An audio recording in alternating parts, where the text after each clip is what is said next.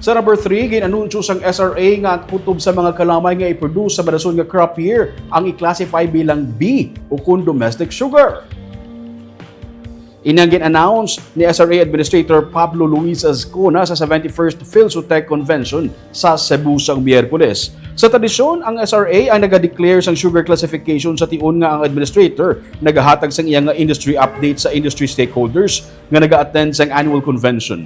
Gin-announce man ni Azcona nga opisyal nga magasugod ang milling season sa October 1 o kung ang Lunes nga pinakamalapit sa among petsa kasunod sang 3-year transition period agud tumabalik ini sa last quarter sang tuig. Ugali kay October 1, Miyerkules, nahimo nga ang deklarasyon sang abri galing mangin September 29. Sa iyang report, ginsiling ni Azcona nga as of July 27, ang total raw sugar nga na-produce nagdangat sa 2.084 million metric tons. Halos 26 million o kung 26 million ka metric tons ang tubo ang nagaling gikan sa 405,000 ka hectares kung sa diin 392,000 diri ang gintanom para sa sugar kag ang 13,000 naman para sa bioethanol. Gintayo man ni Azcona ang Mindanao farmers bilang baganihan sang sugar industry sining katuig. Gina-attribute ang pinakadako nga growth production sa mga miyembro sang bag-o na porma nga Sugar Federation nga ginapamunuan sa presidente sini nga si Anay Congressman Manuel Zubiri.